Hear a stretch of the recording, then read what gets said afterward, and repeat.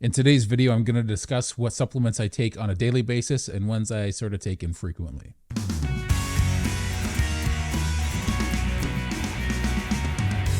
Hey, what's shaking bacon? My name is Bruno Panucci. I hope you're doing well. So I'm doing this carnivore diet. I've been doing it for quite a while now, and I've lost a substantial amount of weight, 160 pounds.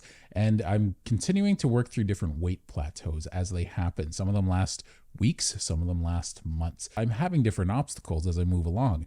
I think cortisol is definitely a part of it. I know insulin is definitely a part of it. So I've had high fasting insulin, even though I've been doing a carnivore diet for a long time. Now, I was diagnosed with hypothyroidism when I was about 20 years old, and I turned 49 in just a few weeks. The interesting thing is I've finally been finding ways to manage my hypothyroidism. I learned years ago when I was in my early 20s that iodine really helped support the thyroid, but I was just taking it straight on my tongue, and boy, I didn't consider watering it down, and I was like, that did not last long. And so I stayed away from it for a long time, but I'm taking it again. And the kind I take now is Lugol's iodine. Now I take the stronger one. It's a very expensive iodine to buy. It's not really a cheap iodine, but I want something that works. So I've been cutting back on my hypothyroid medication for probably about 4 to 5 months now, and it seems to be going pretty well. Now, I feel good. Now, I have had some symptoms of hypothyroidism. I've had some little windows of mild depression, and I've had really dry skin for no apparent reason. And I combat the dry skin as well as the dry hair, which is a symptom of hypothyroidism, with fish oil, specifically cod liver oil. Now, I'm not endorsing any of these specific brands, though these are known as some of the better quality brands to get for these products. And this is really good for your skin, nails, hairs, your arteries. It's an omega-3 fish oil. It's something that's essential in our diets that we do need. Now, lots of people can get away without taking lots of these supplements that I'm taking, but they don't have the same health problems that I have. So iodine, I think, is a generally good thing to be taking. It's a mineral. So I'm going to try and go through the minerals first. Now, I did get a fish oil in there, but we're going to go through the minerals first. And because I'm doing this snake juice recipe right now, I'm trying to get a certain amount of potassium chloride as well as sea salt in my diet. On top of the iodine, the other mineral I'm getting is Redmond sea salt. So salt's a mineral. We need salt. Our bodies, these minerals are the building blocks for our body. They help us function. I take Redmond sea salt as well. That's on a daily basis. Now, keep in mind, if you're on a lion diet, you're going to be getting enough minerals probably in your diet, and you're probably okay with the amount of sodium that comes in the food that you're eating. I'm doing something a little different this month, and I'm doing some alternate day water fasting. So I've been putting salt and potassium chloride in the water, and the potassium chloride I've been taking is in a salt shaker. Typically you can get these, it's not a salt, but this is specifically called salt free. And there's a product in the States called no salt or new salt. You can get either of those, and they're potassium chloride. So the thing is, potassium chloride sucks. It does not taste nice drinking a liter of water with a teaspoon of salt and a teaspoon of potassium chloride in it.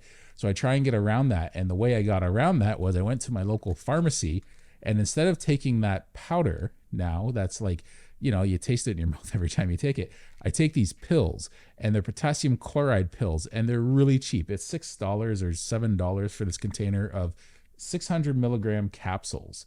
So I can keep a bunch in my pocket, and I try and take them all throughout the day, every day. So I'm definitely getting at least the amount of potassium chloride that I was getting before when I was doing a teaspoon a day mixed in with the water and the pink sea salt. But now I get to have the water just with the pink sea salt, so it's not nearly as salty, so it's easier to drink throughout the day, because I used to have to choke that down, and I wasn't a fan of that. So I will still do that if I need to, but the nice thing about pills is I can put them in my pocket and just pop one every now and then. The interesting thing about potassium is you don't want to take too much all at once unless you're getting it through a natural source. That's different.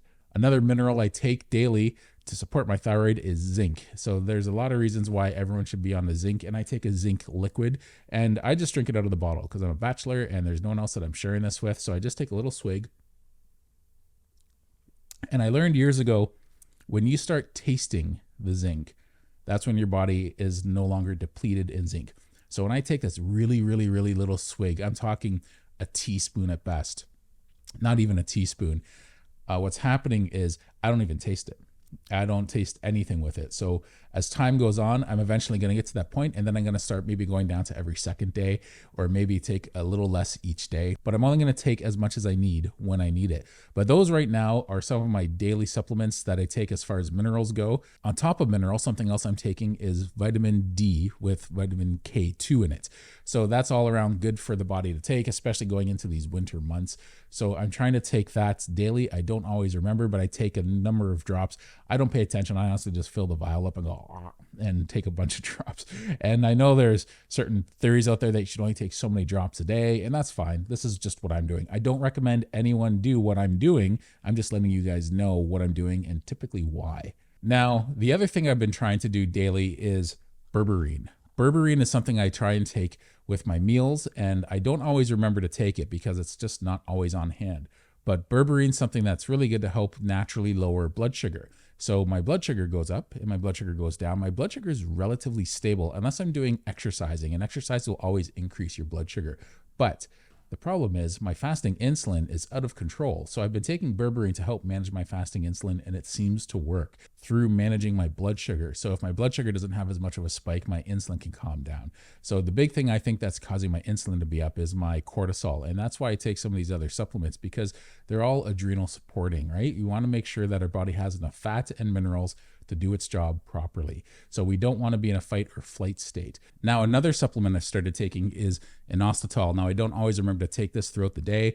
I'll take it whenever it's convenient. I just mix it with water, and it does have a sweet component to it, unless you dilute it with enough water. So if you dilute it with enough water, it's not an issue. And typically the serving scoop that comes with it, if you put it in an 8-ounce glass, you don't even taste it. But if you were to make a really concentrated version of it, you would taste that sweetness. So I don't have that too consistently, but I try and have it at least once a day. I'll try and have it with a meal, or I'll take the Berberine. I'll take one or the other.